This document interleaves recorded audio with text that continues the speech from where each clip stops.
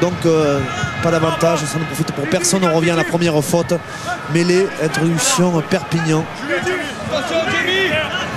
Attendez, il n'y a pas de ballon. Et on reprend les bonnes habitudes, monsieur, d'accord? Attention, les Montferrandais se sont fait surprendre 2 fois à l'impact. Hein, ça a coûté l'épaule de Martins Kelso. Flexion, touché, top, Bon impact des Clermontois qui font reculer la mêlée catalane. Le 9. Et c'est Pierre Mignoni qui se fait pénaliser. Qui est en jeu alors que ses avants avaient fait un superbe travail. Ils avaient mis sous les ténoirs la première ligne adverse. Et c'est Pierre Mignoni qui était derrière le ballon. Vous savez, la ligne de hors-jeu, c'est le ballon qui l'indique. Et Pierre Mignoni était passé derrière le ballon. Il n'a pas pu profiter du travail de ses avants. C'est dommage. Des petites fautes qui fait que Montferrand a mal terminé la première mi-temps et entame mal la deuxième mi-temps. 2 pénalités. Vous savez, une pénalité, ça redonne la position adversaire et ça vous fait reculer d'environ 50 mètres. Ce qui a été le cas sur ce coup de pied de Gavignon. 50 mètres, c'est dur à gagner ballon en main. Et en plus, le lancer est à l'avantage des Catalans avec Marius Tinku. Milieu d'alignement sur Chouli, déviation sur Durand. Youm, lancé, qui croise avec Maxime Mermoz, qui échappe à un premier plaquage. Il est pris dans un deuxième temps. Durand avec Tinku. Ça charge, le raffut sur Brock James. Grégory Le Corvec maintenant à la corne. De retour pour cette fin de saison après pratiquement 2 ans d'absence. Ouais, avec une pubalgie contractée alors qu'il était convoqué en équipe de France. La charge de Marius Tinku au cœur dans l'axe qui progresse. Nicolas Mas, le capitaine maintenant sur Zirakashvili. On n'a pas su se positionner collectivement côté catalan pour profiter de cette charge de Tinku. Grégory Le Corvec qui en remet une couche. Durand dans le fermé, c'est bien fait avec l'appel de David Marty qui lance maintenant Porical, son arrière intercalé qui retrouve David Marty. C'est magnifique. Oh, l'essai catalan, essai de David Marty, et Perpignan prend l'avantage dans cette finale pour la première fois. Oh, quel essai, quelle construction catalane. Et je me demande si les Clermontois ne se sont pas en train de tergiverser parce qu'ils subissent. Magnifique crochet, duel gagné par Porical et ensuite Marty qui va finir le boulot. Crochet intérieur. C'est lui, Fabien, qui avait appelé ce ballon dans le fermé. Il était à la conclusion du mouvement. Comment il élimine sur un crochet 2 adversaires dans Rougerie. Et derrière, Marty venu en hauteur, même main. Finit le boulot. Ça joue bien à Perpignan, ça joue bien, c'est propre. J'ai l'impression qu'il y a un blessé. Je ne sais pas si c'est pas Audebert qui est resté au sol. Ouais, Jacques Brunel, le point rageur après cet essai de David Marty, formé à Villelongue de la Salanque, où on doit vibrer ce soir de Bages à Thuir en passant par Collioure. On vibre en Catalogne. Perpignan reprend l'avantage dans cette finale. Tentative de transformation de Jérôme Porical. Vous avez vu là les conséquences de ces pénalités.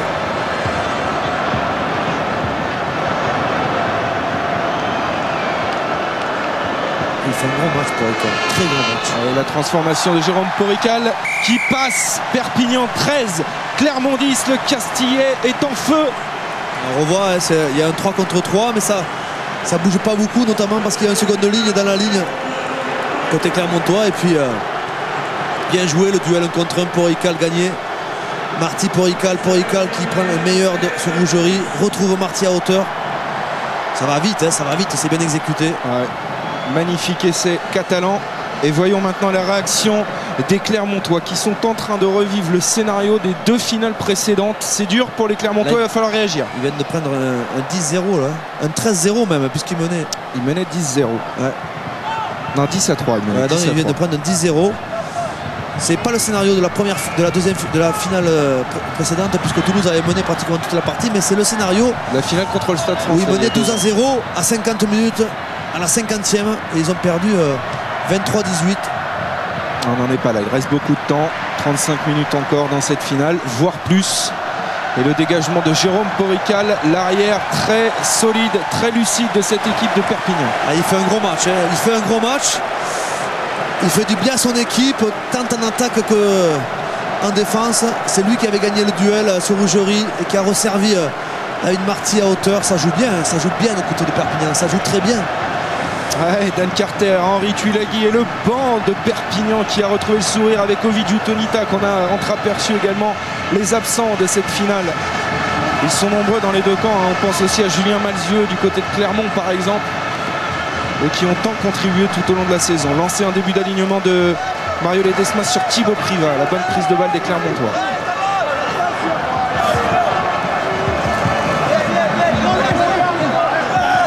Ils ont du mal à progresser sur ce ballon porté là, les Clermontois. Zirakashvili qui va libérer pour Mignoni et les Oussap qui résonnent maintenant au Stade de France. Candelon pour une relance, les virevoltants ailiers de Perpignan qui font mal en ce moment à Clermont. Sid, Candelon, ça a décroché de feu. Alors qu'un joueur de Clermont restait au sol, Mathieu. On va surveiller ça alors que l'action se poursuit du côté catalan avec David Marty qui passe les bras pour Maxime Marmoz et Perpignan qui enflamme le Stade de France. Ça joue vite à Perpignan, ça joue bien. Oh, la passe sur le pas, il n'a pas vu malheureusement un en avant commis par les Catalans, ce qui va permettre aux Clermontois de remettre de l'ordre dans la maison jaune parce que ça va mal en ce moment du côté de Clermont. Et il y avait une position de hors-jeu sur l'inversion de jeu catalane. Il ne s'est pas replacé assez vite là, voilà, sur la libération du côté de Clermont. Voilà, Domingo, Privat, position de hors-jeu bien arbitré, ça va trop vite là pour le moment. Il passe un moment très très difficile, les Auvergnats. Ils s'y sont mis dedans hein, par cette pénalité sifflée juste avant la mi-temps, cette pénalité à nouveau sifflée contre eux qui a mené cet essai. Voilà comme une finale peut basculer. On n'en est pas là, hein. Les mots du capitaine Aurélien Rougerie qui lui dispute aujourd'hui sa 4e finale. Il a connu aussi l'échec de 2001 et il essaye de trouver les mots qui vont faire repartir ses partenaires parce qu'il y a une pénalité à suivre pour Jérôme Porical. Ouais, puis un coup dur également pour Clermont qui perd en ce moment même Jamie Cudmore qui sort. Et c'est Elvis Vermeulen qui va le remplacer. Parce que j'entends très mal. C'est peut-être le moment de changer peut-être parce qu'Elvis Vermeulen c'est un numéro 8 de formation. Peut-être qu'on manque, on se fait déchirer en défense, ça va trop vite. Peut-être sortir Cudmore qui lui est en seconde ligne et qui joue au poste de 3e ligne. Cudmore sort sur blessure. Ouais, effectivement Cédric. Et d'ailleurs je pense que Vermeulen va se placer 3e ligne centre et Bonner va reprendre sa place de flanqueur habituel. La tentative de pénalité de Jérôme Porical face au bar. L'arrière de l'USAP qui permet à Perpignan de prendre 6 points d'avance dans cette finale. Perpignan 16, Clermont 10. Ça va être difficile. Difficile pour les Clermontois de ne pas repenser au scénario précédent. Et difficile d'indiquer cette vague catalane qui se met à y croire. On sent bien que les joueurs sont en train de renverser le destin. Rien n'est fait. Hein. Elvis Vermeulen qui vient de faire son entrée en jeu avec le renvoi maintenant de Brock James à suivre. Attention, va-t-il faire 10 mètres? Il l'a fait. C'était juste. Hein. C'est millimétré, hein. C'est niveau final. Pile sur la ligne, messieurs. Pile. Ouais, bonne prise de balle de Privat. James, la longue passe sautée à destination d'Aurélien Rougerie. Pris. Stoppé sur la ligne médiane. Le renversement peut-être de Pierre Mignoni. Il y a de la vitesse là dans la ligne arrière avec Elvis Vermeulen. Intercalé qui lance maintenant Mario Ledesma. Bien plaqué.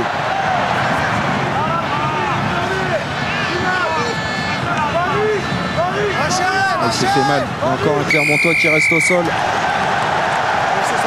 Et ils se font pénaliser les Clermontois.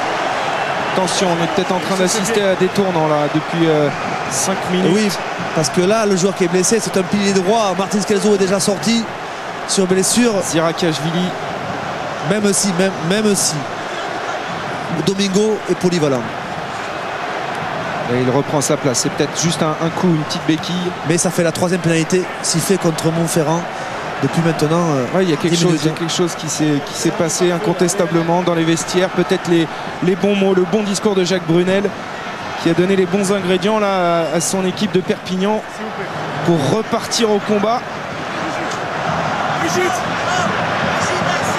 En tout cas, ils viennent d'infliger 13-0 en 10 minutes. Lancé Marius Tinku. Son d'alignement sur Pérez, la déviation, Durand pour Youm. Youm qui va combiner derrière, c'est bien fait encore avec l'appel de Jérôme Porical dans la ligne. Bien pris cette fois-ci par le capitaine Rougerie. Bien pris par Rougerie. Lâchez Rouge là. Pénalité, voilà. Aurélien Rougerie a gagné son duel, il avait perdu précédemment. Il vient de le gagner à nouveau sur Porical. Lâchez pas.